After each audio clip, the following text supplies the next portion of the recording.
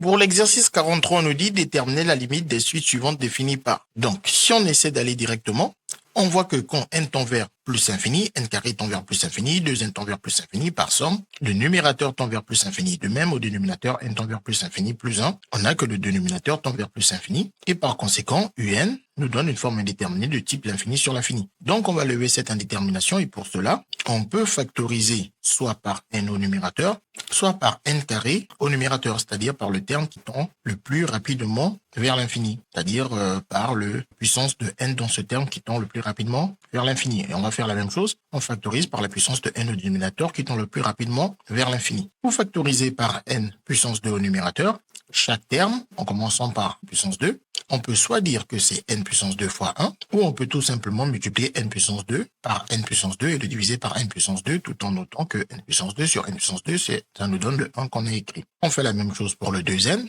on le multiplie, on le divise par n puissance 2, et au dénominateur pour factoriser par n, soit on dit que n c'est 1 fois n, ou on multiplie n par n et on le divise par n en notant au passage que n sur n, cela donne 1. On fait exactement la même chose pour le 1, on le multiplie et on le divise par n. Une fois qu'on a mis en avant les facteurs communs, on peut par exemple au numérateur écrire le facteur commun n carré, ouvrir une parenthèse dans laquelle on va mettre les deux autres facteurs qui ne sont pas des facteurs communs, à savoir n carré sur n carré et 2n sur n carré. Et on fait la même chose au dénominateur, on écrit notre facteur commun n, on ouvre des parenthèses et on va mettre ceux qui ne sont pas des facteurs communs, à savoir n sur n plus 1 sur n. Une fois qu'on est là, on va maintenant effectuer les simplifications. On a n puissance 2 et n, si l'on simplifie, un n en haut, un n en bas, comme j'en ai deux en haut, il va m'en rester plus qu'un seul en haut et aucun n en bas.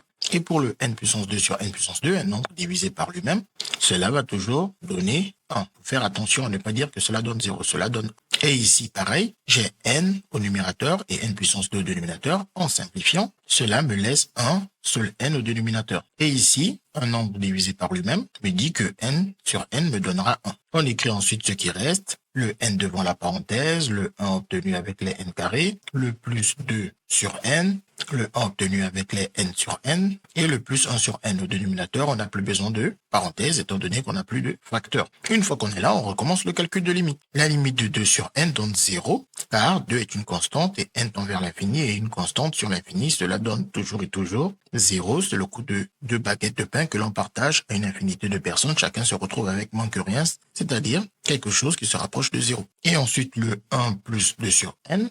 1, c'est constant, ça reste 1. Le 2 sur n, c'est 0 et 1 plus 0 nous donne 1 pour cette parenthèse. Et on va faire exactement la même chose pour le dénominateur. La limite de 1 sur n, c'est 0. C'est même un résultat du cours, une constante 1 sur n qui tend vers l'infini, ça fait constante sur l'infini, ça donne 0.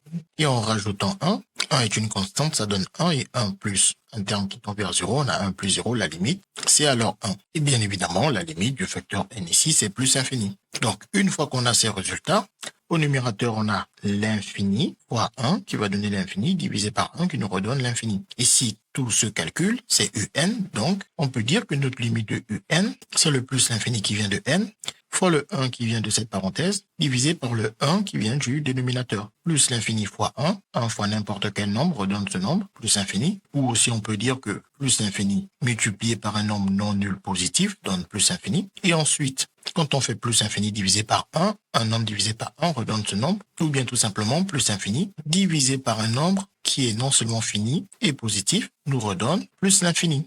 On a ainsi obtenu la limite de un. Pour la question B, on va calculer la limite de Vn. Si on tente d'aller directement, n tend vers plus infini, en le multipliant par 3, ça reste plus infini, racine de n tend aussi vers plus infini, le numérateur tend alors vers plus infini. De même au dénominateur, n tend vers plus infini, fois 2, ça reste plus infini, plus 3, le dénominateur tend vers plus infini. Et par conséquent, le quotient Vn donne une forme indéterminée de type l'infini sur l'infini. Pour lever cette indétermination, surtout quand il y a l'infini, on factorise par la puissance de n qui tend le plus rapidement vers l'infini. Soit vous savez que racine de n, c'est n puissance 1 demi, et que ici j'ai n puissance 1, et donc 1 étant plus grand que 1 demi, il faut factoriser par n, ou bien tout simplement vous vous dites n, ça tend plus rapidement vers l'infini que racine de n, donc il faut factoriser par n au numérateur, et au dénominateur, il n'y a que n tout seul, il n'y a pas de n carré ou de n au cube, donc il n'y a que par n qu'il faut factoriser au dénominateur. Pour factoriser le 3n par n, soit on dit déjà que c'est bon, on a factorisé par n, soit on s'embête à dire qu'il faut le multiplier par n et diviser par n pour supprimer les n et dire qu'on obtient 3 fois n qui revient exactement à 3n. Et pour le racine de n, on refait la même chose.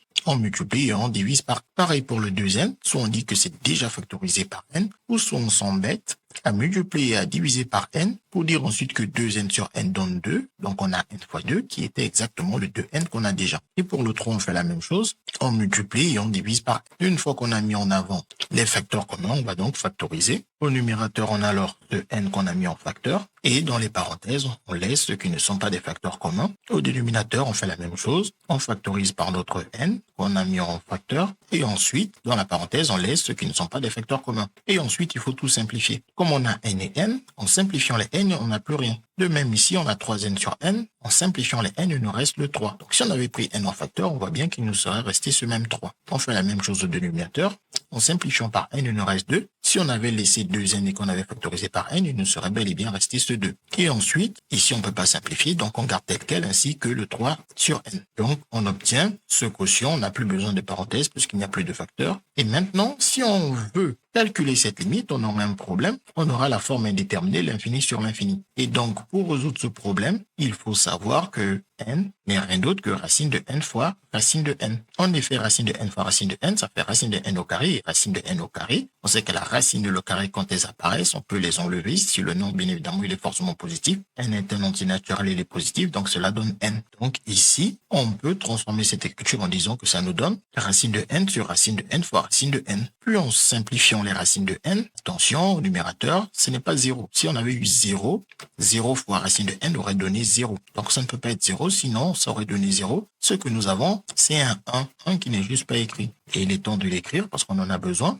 Et donc, ça nous fait 1 sur racine de n. Donc, cette quantité, nous pouvons la remplacer par 1 sur racine de n. Une fois qu'on a cette nouvelle écriture, on va maintenant recommencer notre calcul de limite. Donc, la limite de 1 sur racine de n donne 0. C'est un résultat du cours. La racine de n tend vers plus infini. Lorsque n tend vers plus infini, une constante sur l'infini, cela donne 0. C'est le coût de la baguette de pain. Et on partage infiniment. Chacun se retrouve avec moins que rien. Et ensuite, si on rajoute un 3, 3 donne 3. Et ce quotient donne 0. Et 3 plus 0 nous donne 3 comme limite. Et la limite de 3 sur n, pareil, une constante sur l'infini, cela donne 0. 3 baguettes de pain partagées infiniment. Chacun se retrouve avec moins que rien, soit quelque chose de proche de 0. Et en rajoutant 2, ça nous fait alors 2 plus 0 qui donne 2. Et ensuite, pour trouver la limite de Vn, on fait le quotient des deux limites. Le numérateur tend vers 3 et le dénominateur vers 2. Donc, la limite de Vn, c'est 3 sur 2. On a donc trouvé que la limite de Un, c'est plus infini et celle de Vn, c'est 3 sur 2. CQFD, ce qu'il fallait découvrir.